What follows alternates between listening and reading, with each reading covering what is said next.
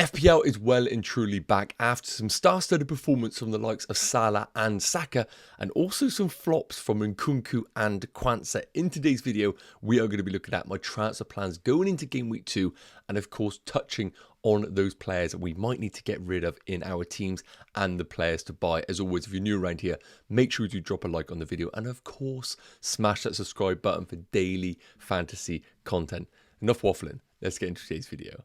So first up, as always, we need to take a look at how my team got on in game week 1 so far. And you guys do need to let me know in the comment section right now, how many points did you score? Have you outscored my 61 points? And of course, how many players do you still have left to play? Let me know in the comment section. But 61 points for me is an okay game week. As long as we score above the average in the opening few game weeks, I am absolutely fine with that. We don't need to be first in the world after the first couple of game weeks. So Henderson with the 2-pointer, wasn't really expected too much against Brentford. Hopefully game week 2 is when the first clean sheet will come in. But of course, some uncertainty with the defence with the likes of Mark Gahey. In particular, that Shah red card may actually impact them going fully out for Mark Gahey ahead of game week 2, which of course will negatively impact Palace, but we will see. Not too concerned about Henderson right now.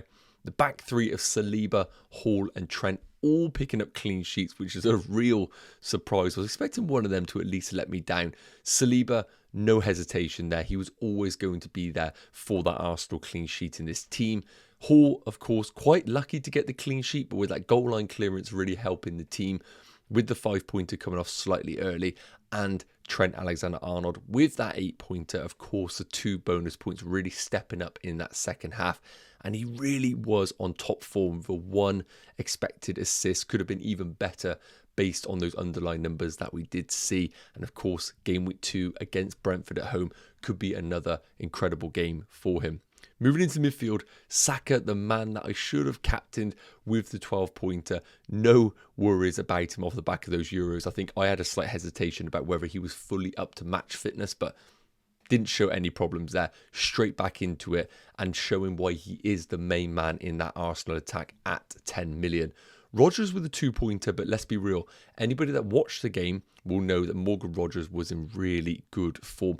The underlying numbers were steady, about a 0.2 XG, but what I saw from the eye test was great. He looked powerful, he was driving through the team, and I fully expect him to continue starting for Aston Villa until we see a drop-off in those performances. Nkunku, 1-pointer. We're going to come on to Nkunku in a minute because I know that is a conversation that a lot of people have right now. And Diogo Jota with the 8-pointer, but it could have been so much more. With that missed header from a Trent Alexander-Arnold cross would have been a stuff of dreams in game week 1. But again, not concerned about Diogo Jota at all. Put in a great performance. Really good underlying numbers. If you want to check out some of the numbers of the likes of Jota and Salah, make sure you check out last night's live stream. You could check that out. I've gone into a deep dive on each team and basically the top performers of each one. But today is all about those top transfers going into game week 2. Haaland with the 7-pointer, more than happy with that. Could have been a lot worse, of course, with the swing between Salah and Haaland, so that is okay. Isak with the captaincy and the 10-pointer, but of course could have been better if Fabian Schär didn't get that red card in the opening 30 minutes. So I'm not really frustrated about that situation. And Solanke still to play away against Leicester. So this hopefully will be about 100 points. But no, of course not. I'm hoping we do get off to a steady start with Solanke. Maybe a goal, maybe a bonus point to tick us along nicely ahead of game week 2 against Everton. And if you had to kind of press me for a prediction, I do think Spurs will win, and I do think Solanke will get on the score sheet, and hopefully I'll come back to this and it will be correct. But as I mentioned, 61 points with 1 to play. I am delighted with the start. For my own personal team, no major red flags apart from Christopher Nkunku. So let's come on to that one now. So should we be selling Christopher Nkunku in our teams going into game week 2? Hopefully this section here will give you a little bit of a conclusion on what to do with him. And of course, some alternatives if you do choose that you've had enough of him already. So firstly, let's focus on Nkunku. We've got some numbers here. 58 minutes played, which is not ideal. Any player that comes off for 60 minutes is a real kick in the teeth because you don't get that additional point for the appearances. 2 points then doesn't sound too bad, but 1 just really does hit you in the gut. So 1 shot, one of those coming in the box, 0.19 expected goals, 0.04 expected assists, and basically his expected FPL points was 2.03. So even if he did live up to his underlying numbers, it was still dreadful. So a few things we need to look at. First and foremost, playing against Man City was always going to be the tough fixture, and we know a lot of managers out there already benched Christopher Nkunku for game week 1. I think because we knew Rodri, Walker, those kind of characters weren't in the Man City team, I think we had that hope that starting Nkunku this game week could have actually got us off to a flyer, and I think the logic definitely was there. We have to remember, Nkunku played considerable minutes during pre-season, and Enzo Maresca has come out publicly and said that Nkunku is a player that could play in multiple positions for Chelsea and is realistically a player that he does fall back on. He's a penalty taker in this team when Cole Palmer isn't in it. So firstly, I need to say, I don't think people should be jumping to conclusions of thinking that now Nkunku is going to be just a rotation player that maybe plays 30 minutes each in every game week. I still think he remains a top player for Chelsea who is going to play more starts that come off the bench. The big concern, however, is of course the continuous players that Chelsea are buying. One of those being Pedro Neto, who wasn't involved in pre-season, coming on for Nkunku in the last half an hour. So we now have Pedro Neto to contend with as a rotation risk.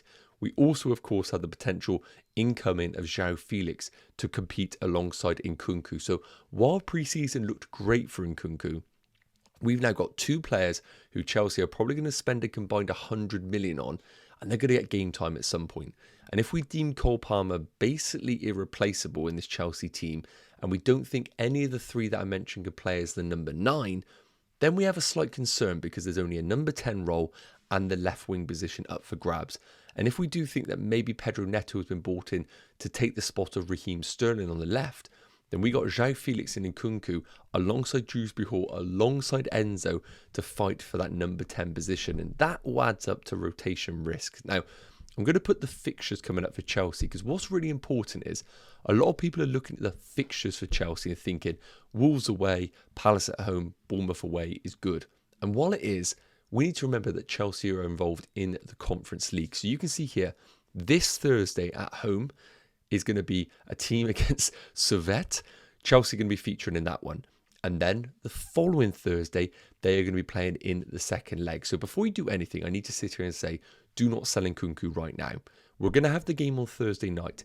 If Pedro Neto starts that game, if we see a second string Chelsea team which includes those particular players, and Nkunku gets limited minutes, if any, I think that's a good sign that Nkunku will start on game week 2 against Wolves, which is happy days. You do not want to be selling him. The only concern that I do have about Nkunku is if Enzo Maresca does play him fully in this game on Thursday night against Servette, then we do have a major red flag going into game week 2 and potentially beyond, because maybe he is deeming Nkunku as a player that still needs to build up fitness, and the Conference League is where to do it. My personal opinion is Nkunku is still such a pro in this team that he will be important for them in the league and will start against Wolves. So first and foremost, I need to say, I don't think you should be selling Nkunku, especially before that Thursday night game. Now, if you're in a position right now where you're looking to maybe sell Nkunku, a couple of options on your screen here. And again, we're only going off one game week's worth of information, so do not be coming to conclusions right now based on that one game week. A few notable shouts out. Mintet of Brighton, 1 million cheaper than MITOMA, however, went off with a head injury, so do need to monitor that one. And the other big one is going to be Garnacho at 6.5. Again, slight minutes risk because he didn't really have a pre-season. And we know Amad Diallo is preferenced for Ten Hag, but let's be real. Garnacho is going to come back into that Man United team at some point, but I actually want to see him start a few games before actually considering him as an FPL option. But that definitely is a great punt for your teams. But right now we have got, surprisingly, Bernardo Silva at 6.5, Mitoma at 6.5, and Mbeumo at 7 for maybe those who have a little bit of money in the bank. All of these had fantastic game week 1s. Look at the numbers right now. Mitoma, probably the forgotten man this season. 4 shots, 3 of those on target, 1.21 expected goals, 0 expected assists. And for me, that is all positive things. It means that he's getting into those goal scoring opportunities. We saw that where he converted his own goal. Obviously, the one that he scored is going to be a huge chunk of that XG because it basically was from 2 yards out. But if Mitoma is getting into those positions, I think Brighton can replicate the goals that they scored during the weekend, because those were actually things that were created by a system of Brighton. And with pacey wingers on either side, them sort of opportunities are always going to arise for Brighton. So MITOMA needs to be on your radar. We'll put the fixtures up in a minute for maybe a reason why not to go there. Bernardo Silva, I've always hated as an FPL option, but with the injuries to Savio, of course to Grealish, we do have a possibility here in Oscar Bob that Bernardo Silva does operate centrally in this team. Foden most likely will go out to the right, Doku off the left, Haaland down the middle. We may see Bernardo Silva continuously now operate in the centre mid role. And look at his numbers here. While they're not extravagant, 0.15 XG, 0.65 expected assists, I do always think he is a good option when he plays in those central areas for Man City. And with them inverting one of the fullbacks into midfield, it means that Bernardo Silva isn't going to be in deep lying areas as much. We might see him actually in some attacking phases. And while that continues for a short-term period, I do like Bernardo Silva for a bit of Man City coverage as a differential. And finally, Bryan Mbeumo, the one that's getting a lot of talk right now, slightly more expensive at 7 million. Looking at the numbers, not incredible. 0.07 XG, 0.43 expected assists. So the big thing about Mbeumo, with Ivan Toney expected to leave, likely to now be the penalty taker. So this is a real big plus for if you are looking to bring Mbeumo into your teams. Now, putting up the fixtures for all three players, you can see here, Brighton, not ideal. Man United at home, Arsenal away. Same applies to Brentford. Liverpool away, City away in game week 4, and Tottenham away in game week 5. So even though the temptation's there to go to Mbeumo, I don't think it's worth it right now. Wait until game week 6, then we can bring him into our teams. And I think MITOMA, even though the fixtures are difficult and he could do well, I think that is an avoid for now, and we assess whether MITOMA or Minter are the better options for Brighton. So I do think right now, if you have to bring in a player, I think Bernardo Silva is actually a decent investment for your FPL teams. Let me know your thoughts in the comments. But my conclusion is keeping Christopher Nkunku.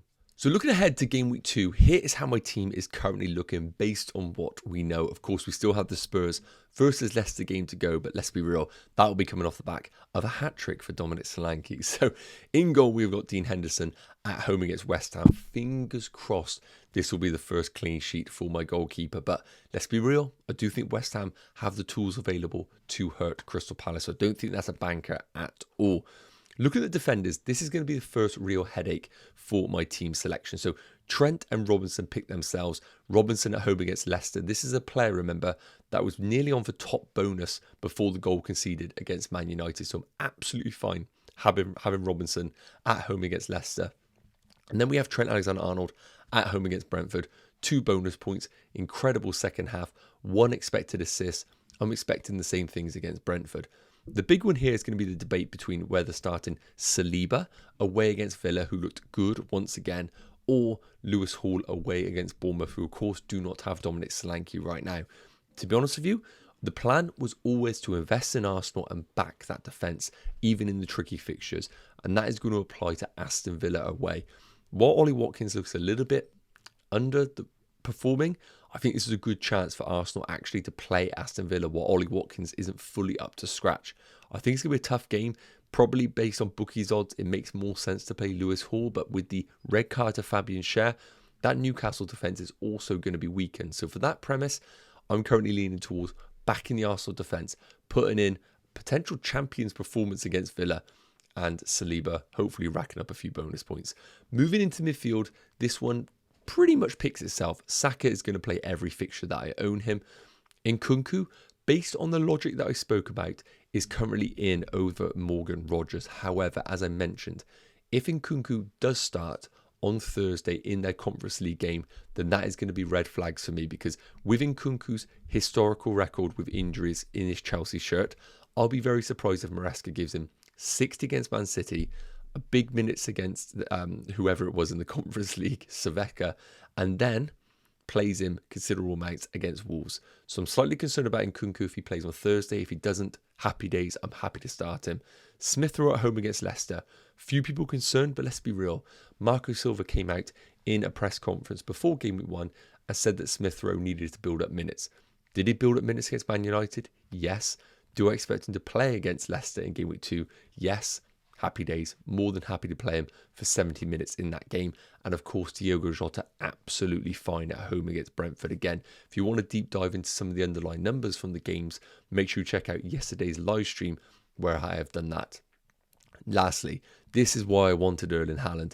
The goal against Chelsea was the bonus. Now we get Ipswich at home. Of course, with captaincy, maybe triple captaincy. We will talk about that later on in the week, but an obvious pick for my team. Solanke away against Bournemouth. Let's hope somebody doesn't get sent off for Newcastle.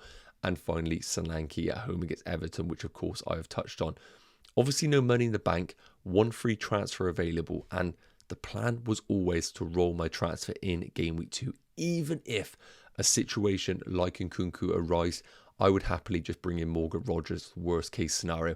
I really do think, and this goes to everybody out there, unless you've had a horrendous game week and you have got so many injuries in your team, I think rolling the transfer is so imperative right now, especially with the plan of 5 free transfers this season. The sooner you can get to that or close to it, the better, and the advantage that you will have over your other fellow FPL managers. But again, let me know your current transfer plans in the comment section. So as I mentioned, rolling the transfer in game week 2 is my plan. I have no intention to make a transfer, even with this situation of Christopher Nkunku. And I know for some people, that's a little bit boring. So I thought it'd be a good chance for me just to show you the upcoming game weeks, a little bit of an idea on what I intend to do with my team. And again, I have to reiterate, usually in seasons gone by, if you roll your transfer, game week 3, you are guaranteed to make a move because you don't want to burn a transfer. But with the opportunity to roll your transfer up to 5 times, it's a bit of a game changer, and we'll see how that looks for my team. So game week 2, you've already seen that already. Coming into game week 3, there are a few problems with this team. So we have, of course, Liverpool away against Man United. Not ideal, but let's be real, absolutely fine to play those Liverpool assets in any fixture because they are those high upside picks that we've seen in seasons gone by. The other issue is my Newcastle players going against Spurs. So a reason why I opted not for Pedro Porro, because game week 3 just didn't look that good with me also having Hall and Isak in the team. So running through from top to bottom, Henderson away against Chelsea just is what it is. If you pay 4.5 million for a goalkeeper, you're going to get games where they don't look good. That is what it is. Saliba, Robinson and Trent, still good. Absolutely fine with that back line. In terms of my midfield, Rodgers would probably get the choice over Smith Rowe, but again, we'll have another game week to get an understanding of what value those two offer. Nkunku at home against Palace, hopefully we get some promising stuff in game week 2. Jota away against Man United in 3, absolutely fine. And Saka at home against Brighton, who may even be a captaincy debate, is worth noting. Then Solanke away against Newcastle and Isak at home against Spurs. Again, I need to monitor Solanke to see what he does in those opening 2 fixtures. If not, if he's looking woeful, maybe a rotation risk, I can bring Smith Rowe into that team, no problems at all. And then Haaland away against West Ham. Now, when we take a look at the fixtures that maybe I don't have any investment in, I've got double Arsenal with that game against Brighton, so I'm fine with it. Villa, I have no investment in from Watkins, but I do have Morgan Rogers, which feels a bit more of a safety blanket in that fixture. No Brentford at home against Southampton, as I discussed, feels a bit of a trap because before that and the 2 after it are not great. So if you went for Mbeumo early, great, but do I feel like I need to bring Mbeumo in for that one fixture? Absolutely not, to be honest with you. Chelsea are having Nkunku, hopefully we get a piece of that. And outside of that, I feel like I've got the majority of the players that I want in their respective fixtures. So all in all, it's going to be boring, but in game week 3, if I can roll my transfer once again, that is a real positive. And coming into game week 4, you can see we're going to have multiple transfers available to us. Henderson at home against Leicester looks great. The back line, a little bit ropey, of course, with Saliba away against Spurs, which is not ideal. But if that was the situation, I could always bring Lewis Hall away against Wolves. Looking at the midfield, again, Rodgers, Nkunku, Jota and Saka is fine, even with Smith Rowe at home against West Ham on the bench. And the front 3 are Solanke, Isak and Erling Haaland. The big concern about game week 4, and a reason why I did flag maybe making a wildcard team around here, is Villa's fixtures get great, and if Watkins starts to hit the ground running, that is going to be a player that I would like to maybe get into my team, which coincides with a slight dip in Newcastle's fixtures. So maybe an Isak to Watkins switch is going to be on the cards. Also, Brighton, 2 fantastic fixtures. Maybe we know by now whether Minter or MITOMA are essential for our teams. Also, I'm not going to talk about Chelsea, but Liverpool, Forest, Bournemouth and then Wolves. Feels scary not having Mo Salah, but again, I'll have 2 more game weeks to understand whether the deal with Jota is actually better value than Mo Salah, or whether I need to maybe tear up my team, do a Haaland down to a cheaper forward, and then use the funds to upgrade somebody in my team to a Mo Salah. That definitely is a possibility for my team as well. But again, I don't want to jump the gun, but what I'm trying to say is this. I've built my team with the understanding that maybe I can roll my transfer multiple times and not really have FOMO of particular players in each and every game week. And hopefully things come to fruition, as they always do in FPL. Of course they don't, but that is how the team is looking for the next few weeks. Yes, guys, okay, that is going to wrap up today's Game Week 2 transfer plan video. Hopefully provided some value. Again, if you wanted a bit more of a deep dive into the entire game week, I really recommend checking out yesterday's live stream. I've kind of gone into detail on all the underlying numbers, particular players, the standout players. So that is the real juicy piece of info. If you do want it, check it out. I'll try and put the card up here on the screens. As always, thanks so much for tuning in. If you did enjoy it, please do drop a like, and of course, smash that subscribe button for daily fantasy content. And that's just going to leave me to say have a great day, take care, and I'll see you soon. Cheers.